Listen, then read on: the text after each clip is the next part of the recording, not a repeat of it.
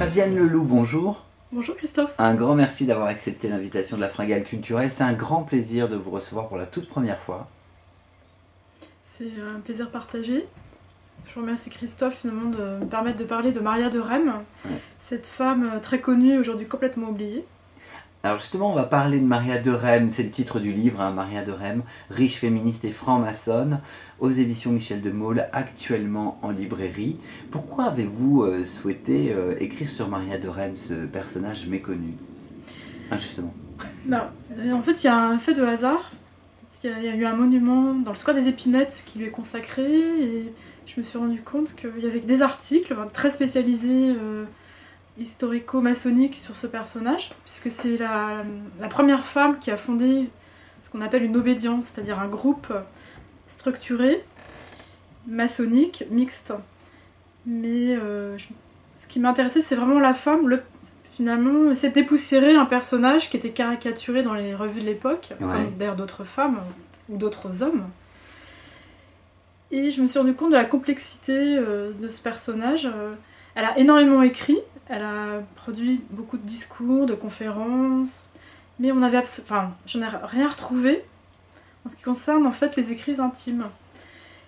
Et j'ai lu, en fait, c'était un article du Monde, c'était Elisabeth Badinter, qui disait que, elle parlait du XVIIIe siècle, je lui dis que ça valait aussi pour le XIXe siècle, que les femmes dont on avait les écrits, c'était finalement souvent les maîtresses, les amantes d'hommes célèbres ou des scandaleuses. Et pourquoi? Parce que les femmes de bonne famille ne devaient pas laisser leurs secrets à des mains impures, impies ou des regards trop curieux. Et ça m'a donné en fait le fil de l'histoire. Quand vous avez travaillé sur ce livre, qu'est-ce qui vous a plu dans son personnage? Alors ce qui m'a touchée, c'est, je pense à un titre de Marguerite Duras, La maladie de la mort.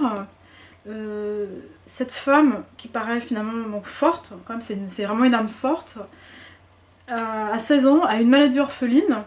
Par déduction, en fait, j'ai compris que c'était la maladie de Crohn. C'est une maladie qui vous dévore les intestins. Et tout d'un coup, son cadre s'écroule, puisque en fait, elle était promise à plutôt une carrière de peintre. Elle avait envie d'être artiste, elle prenait des cours.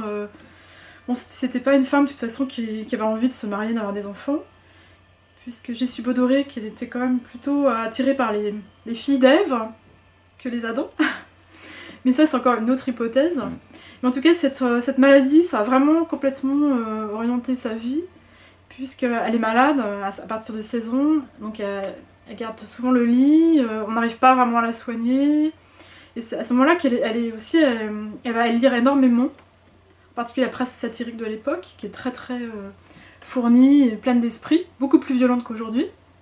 C'est comme des centaines de canards enchaînés. Et c'est de là qu'elle aurait puisé sa force, justement? Oui, je pense qu'en fait... Et puis bon, c'est vrai qu'il y a quand même... ce qui est exceptionnel aussi, c'est qu'elle est vraiment dans un cadre où elle est choyée, puisque les deux Rem ont eu 5 enfants. Et en fait, il n'y aura que 2 survivants, il y aura 2 sœurs, en fait. Donc Maria et Anne. Et c'est un couple de la grande bourgeoisie marchande, puisque son père, en fait, est négociant... Et on peut supposer que c'était comme un couple comme uni. Donc il y a quand même il y a aussi un foyer uni, chaleureux. Son père est un voltairien, il reçoit énormément de monde. Et il va donner une solide éducation à sa fille.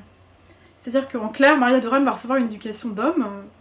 Et elle va pouvoir aussi lire un peu tout ce qu'elle a envie. Elle sera très libre. Et justement, en écrivant ce livre, est-ce qu'il y a des choses qui vous ont déplu? Dans son personnage? Ouais, sur sa personnalité. Alors, je pense qu'elle a un peu elle incarne aussi les complexités et les préjugés de son siècle. Par exemple, elle a ce côté très grand bourgeois. Par exemple, Zola, ça la choque un peu quand même. Voilà, parce que Zola, il y a quand même des descriptions un peu sales. Bon, elle échappe pas c'est un moralisme aussi. Certaines fascinations justement pour... elle combat la prostitution, il y a quand même une certaine fascination quand même aussi pour les grandes courtisanes. Donc je pense que oui, elle a quand même certains préjugés qui sont liés aussi à son milieu, au fait qu'elle soit une femme. Mais en fait, c'est une interrogation aussi sur le déterminisme aussi, et puis la liberté. Alors dans ce livre, vous parlez aussi de la franc-maçonnerie. Oui. Alors c'est une femme en fait qui va découvrir la franc-maçonnerie déjà de par son milieu, comme je dis, son père invite pas mal de gens. Elle est très cultivée et en 1866, comme je disais, elle lit beaucoup la presse. En fait, elle est complètement scandalisée par un article de Barbey d'Aurevilly qui traite les femmes de bas bleus, etc. Et en fait, elle va intervenir lors d'une conférence qu'on appelle une tenue blanche, c'est-à-dire une conférence ouverte au Grand Orient. Elle est invitée à participer à un cycle de conférences, ça se passe en 1866, et c'est un événement. Voilà, c'est vraiment quelque chose, même, je dirais, qui est assez inouï aujourd'hui, puisque vraiment, une femme qui va, enfin, une femme en plus d'un certain milieu social, qui va entre guillemets se produire en public, et qui va donner son avis sur, en fait, sur la religion, voilà. Et en plus, on se dit, c'est comment... Enfin, non, en plus, il y a toujours la curiosité qu'on a toujours aussi aujourd'hui, à quoi elle ressemble. Donc on va s'imaginer, en fait, une vieille fille... comme toujours un peu, c'est un préjugé aussi par rapport à l'apparence, etc. Et il y a un journaliste, chroniqueur dans le journal La Liberté, qui va rapporter finalement son étonnement. Il voit en fait une jeune femme distinguée, alors justement qui n'est pas une George Sand, qui n'a pas pris l'habit masculin, qui arrive en fait vraiment robe, collier de perles, etc. Et qui va s'imposer par son élégance, par son art aussi de la parole. Et il faut dire que Maria de Rem est une femme exceptionnelle, parce que finalement les femmes qui prennent la parole et qui sont des oratrices, il n'y en a pas. Enfin, il y aura Louise Michel, mais, et avant en fait il y avait les femmes révolutionnaires, mais on sait finalement ce qui est devenu Olympe de Gouges. Donc il y a quand même un tabou au 19e siècle sur les femmes qui s'expriment. C'est toujours le fameux précepte « Sois belle et tais-toi ».